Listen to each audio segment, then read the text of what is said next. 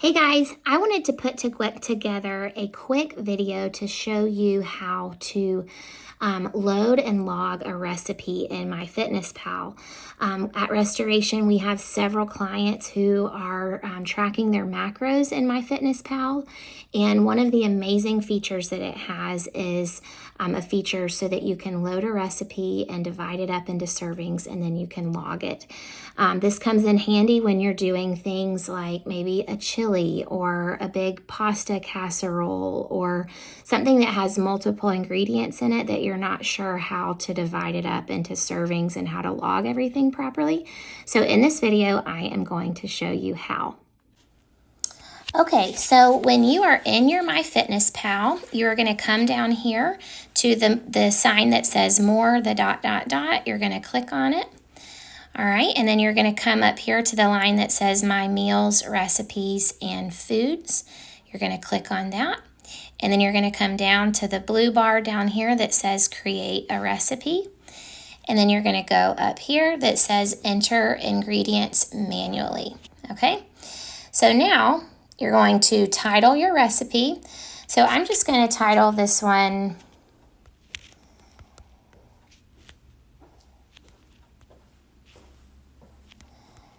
Sissy's Chicken Salad. Okay, I'm going to go ahead and decide how many servings it's going to make. So I'm going to tell it that it's going to make 6 servings. And then I come down here to the ingredient portion, and I'm going to begin typing the ingredients in. Okay, so I know that this is going to have cooked chicken. I know it's going to have Primal Kitchen mayonnaise. It's going to have shaved almonds, red grapes, and celery. Okay, so those are the main ingredients that would bring calories into this meal. So I'm going to log those. You don't want to worry about, you don't need to log seasonings and things that really don't have any caloric value. Only add the ingredients that have caloric value. And then you're going to go up here to this arrow in the top right corner, and you're going to click it. So MyFitnessPal, they pull up what they think that you are using, and it's up to you to decide if those ingredients are accurate or not. So it says here, chicken, grilled chicken, 1 pound. Let me click on that. This is not really the chicken that I like to use. I have one that I like better, so I'm going to click the back button. I'm going to come down here, and I'm actually going to delete this by sliding my finger to the left. I'm going to delete it, and I'm going to add an ingredient. And when I add cooked chicken to a recipe, this is the one that I like. I like Purdue cooked chicken. I'm going to come down here, click search.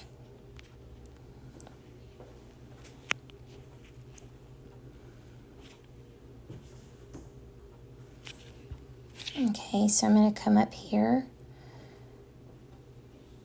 to this boneless chicken breast cooked.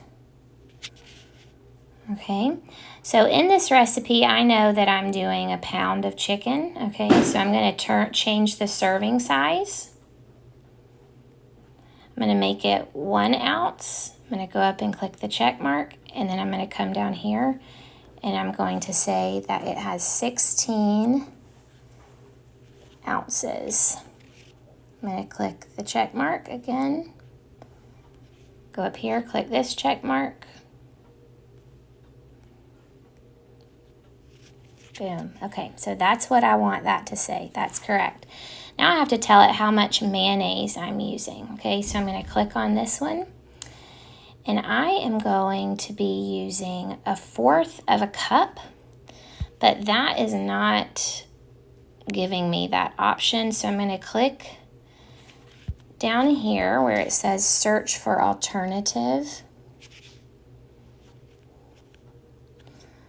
Okay, let's try this one out right here.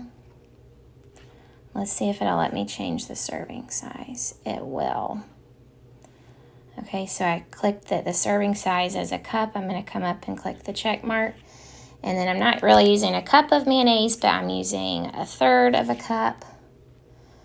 So I'm going to change that up, click the check mark, go up here, check it off here. Okay, so you can see so far I've got this right. I've got my boneless chicken logged. I've got my 1/3 cup of mayonnaise logged. Now, my shaved almonds, let's click on that. I'm not using a whole cup of shaved almonds. Really what I'm using is 1/3. So I'm going to change my serving size. Make it 1/3 cup. I'm going to come down here, click that check mark, come up here, click the check mark, boom. All right, 1 pound of red grapes, not quite, so I need to edit that. I'm going to search for an alternative ingredient. Yeah, 1/2 cup is more like what I am going to be using in this recipe, so that it's 1/2 cup, 1 serving, perfect. I'm going to click the check mark. That's great. Celery, not using 1 pound of celery. I'm going to search for an alternative ingredient. Probably using 1/2 cup. I'm going to click the check mark there. And then this has everything right. So you can see I'm using 1 pound or 16 ounces of cooked chicken. I'm using 1/3 cup of mayonnaise. I'm using 1/3 cup of almonds, 1/2 cup of grapes, and 1/2 cup of celery. So then if you come down here, you see if I make all of these things one recipe of chicken salad, and then I divide it into 6 servings, it's showing me each serving is going to have 235 calories. You see that right here, okay? So let's go up here to the check mark. The arrow. And then if you go to this next screen, it shows you.